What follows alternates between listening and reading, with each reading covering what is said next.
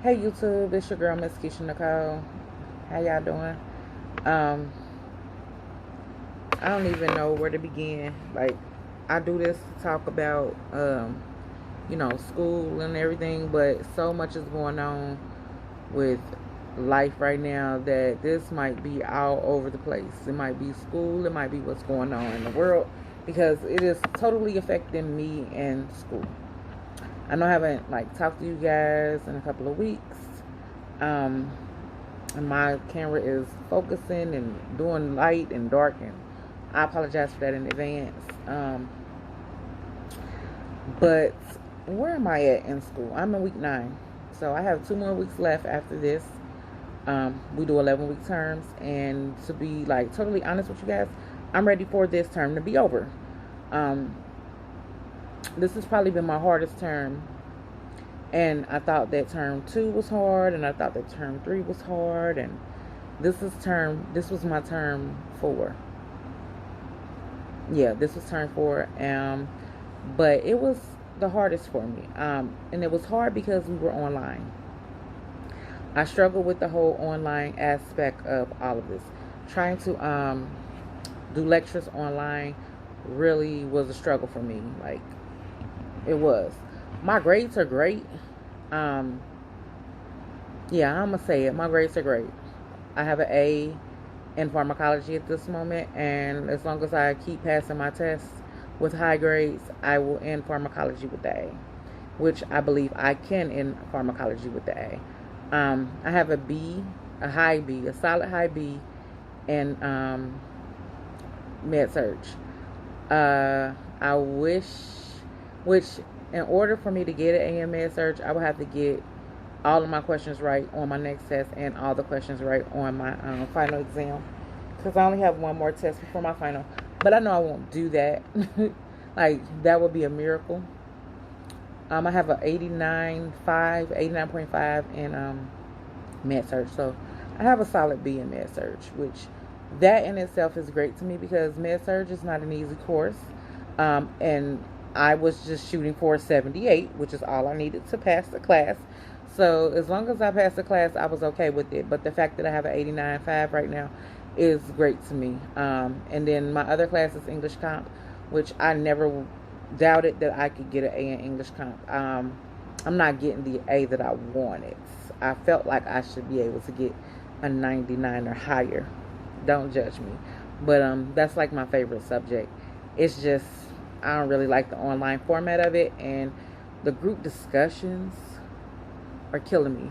And we're not just doing group discussions in English Comp. We're doing group discussions in every class except for our lectures. But far as for labs and clinicals, because I have lab for pharmacology and I have lab for med surg and I have clinical for med surg, but we weren't going to facilities this term because of the whole coronavirus. So our clinical is nearly the same work that we do for lab. And then both class, all of those 3 things have group discussions, and it's just I hate group discussions. I think that's what I hate most about being online is group discussions.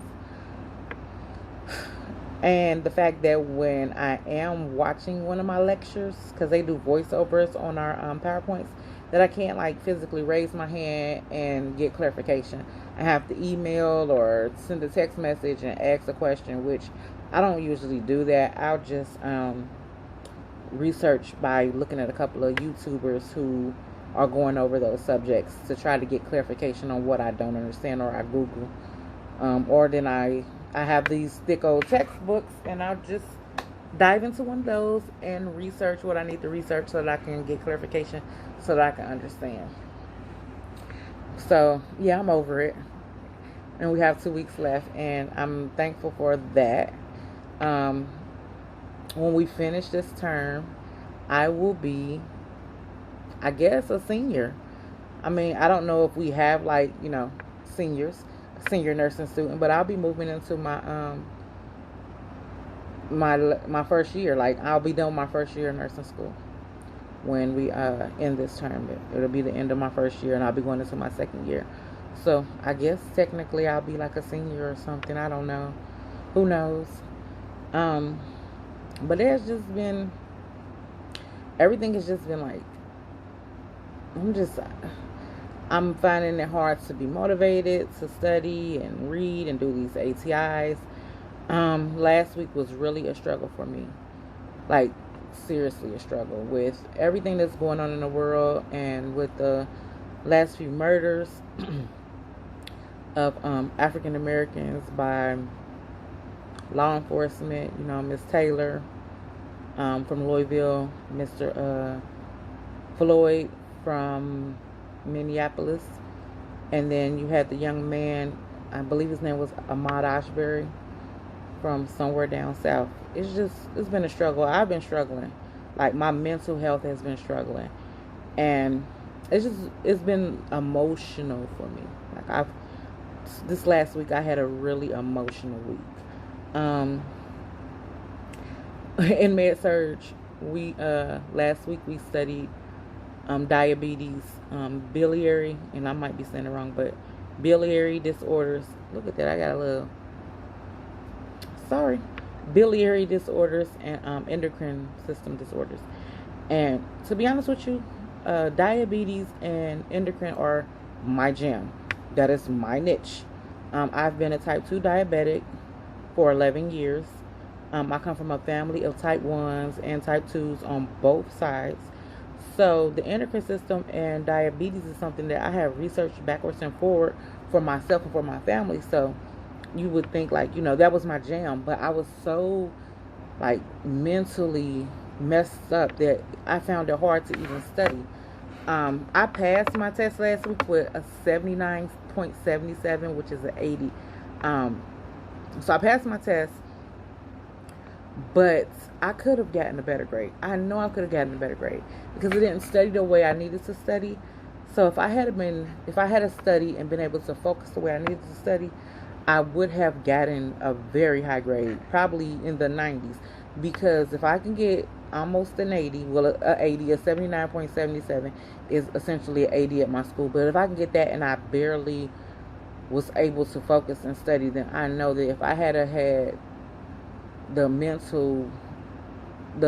non-mentally stressful week that I had been having, that I could have pulled that off and got a high 90. I'm taking my 79.77 because,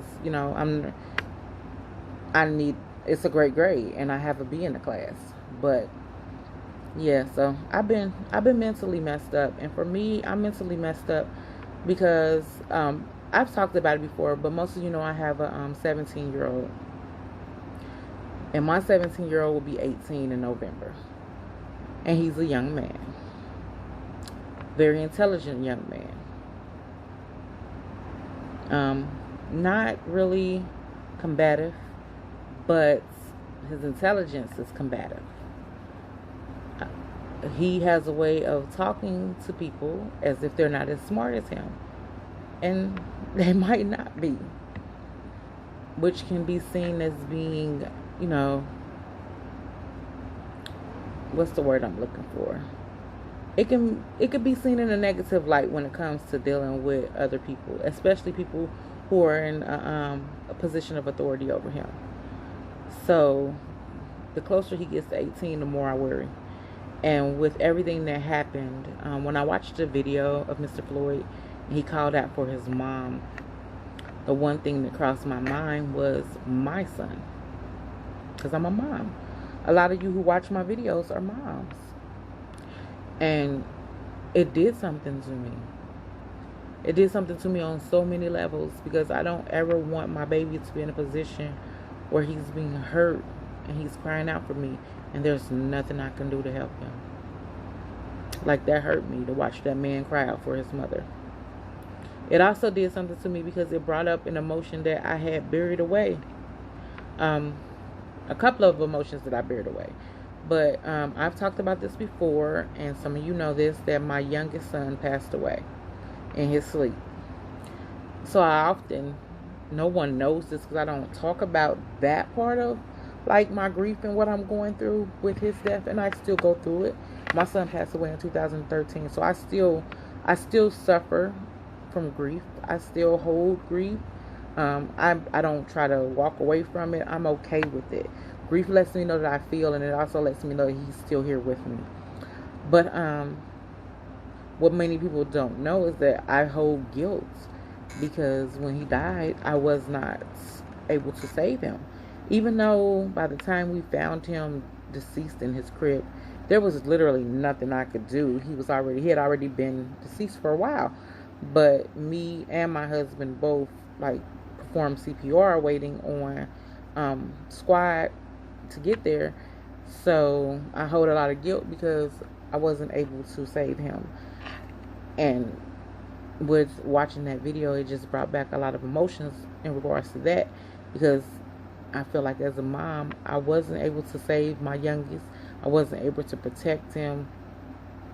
So, watching that video of Mr. Floyd crying out for his mom, it just makes me think like I don't want anything to ever happen to my oldest, because I've already dealt with losing a child.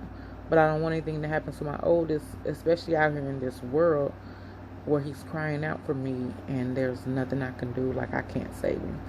So last week was like very emotional for me, and I found it hard to focus. I'm having a hard time focusing this week as well. Like, I'm trying to get it in gear so that I can, pass my next test. I have a test tomorrow in pharmacology, and then next week we do it all over again. I have a test in med-surg and then a test in pharmacology, and then the following week is our exams.